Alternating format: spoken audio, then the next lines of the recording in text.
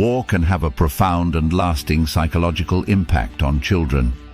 The experiences and emotions they go through during wartime are shaped by various factors, including their age, the specific circumstances of the conflict, their personal background, and the duration of exposure to violence.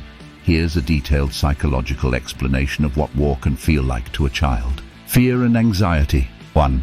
Children in war zones often experience a constant state of fear and anxiety. The threat of violence and the unpredictability of war can lead to acute stress and anxiety disorders. 2. They may have nightmares, trouble sleeping, and exhibit symptoms of hypervigilance, such as constantly scanning for danger. Trauma. 1. Exposure to violence, including witnessing death and destruction, can lead to trauma. Children may develop symptoms of post-traumatic stress disorder, PTSD. 2. Trauma can manifest as intrusive thoughts, flashbacks, and emotional numbness.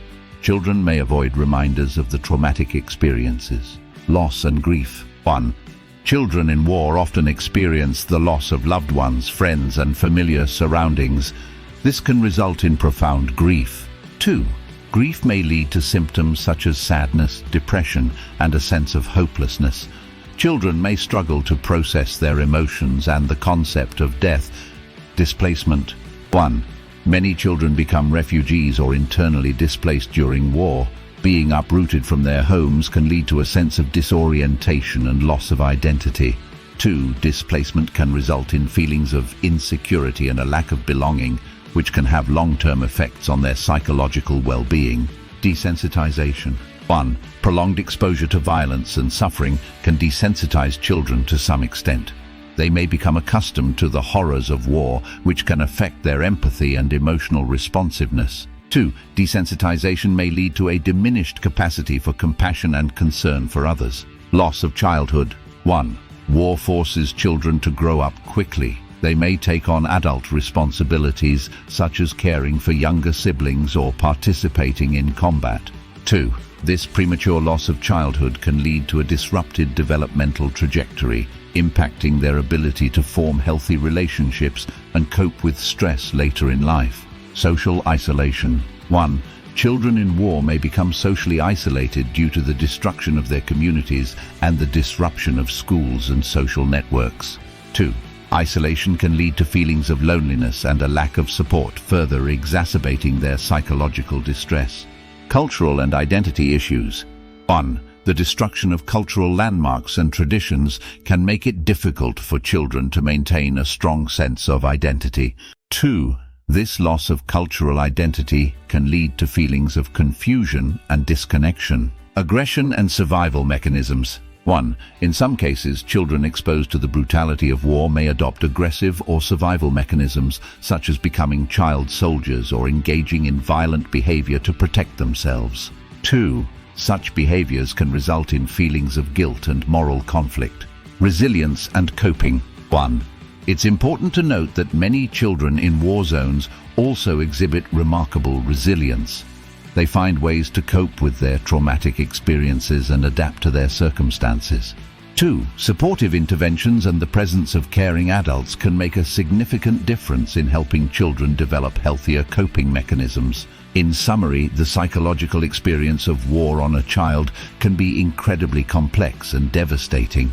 The impact varies based on individual factors and the specific context of the conflict. Recognizing and addressing the psychological needs of these children is essential to help them heal and rebuild their lives after the trauma of war. Reducing the psychological impact of war on children is a complex and long-term endeavor that requires coordinated efforts from governments, humanitarian organizations, communities, and individuals.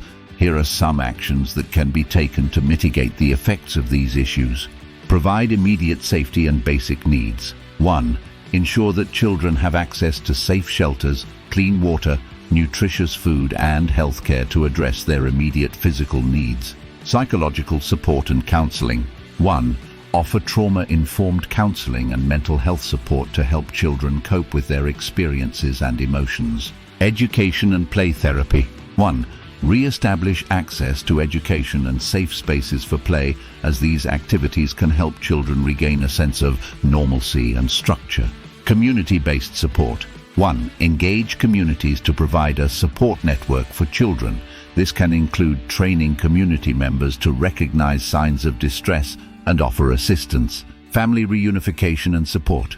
1. Efforts should be made to reunite separated families. Additionally, support families in coping with their own trauma, as this can have a direct impact on the well-being of children.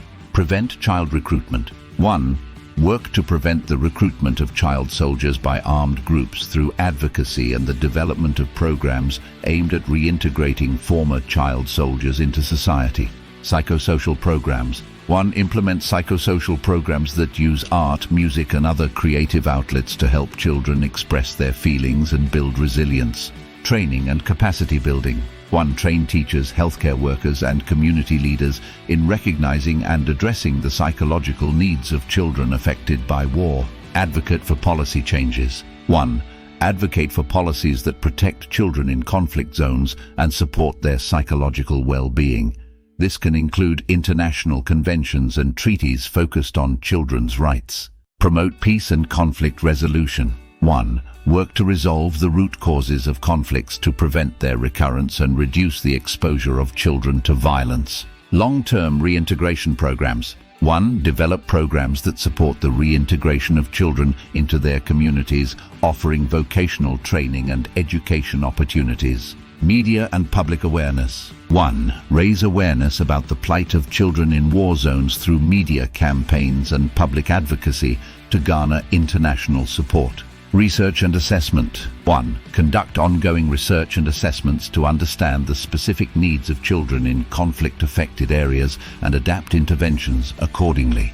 International aid and funding. 1. Mobilize international aid and funding to support initiatives that focus on the well-being of children in conflict zones. Community resilience building. 1. Strengthen community structures and resilience to better protect children during and after conflict. Rehabilitation and reintegration of child soldiers. 1. Develop comprehensive programs for the rehabilitation and reintegration of child soldiers, including mental health support, education, and job training. Legislative measures. 1.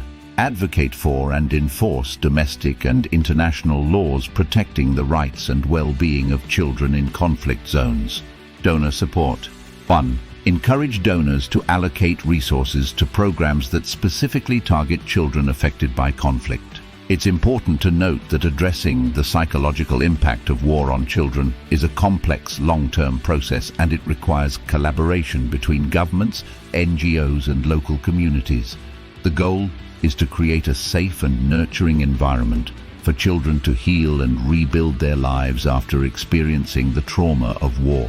Thanks for watching. Please like and subscribe and click the bell icon to get new video updates.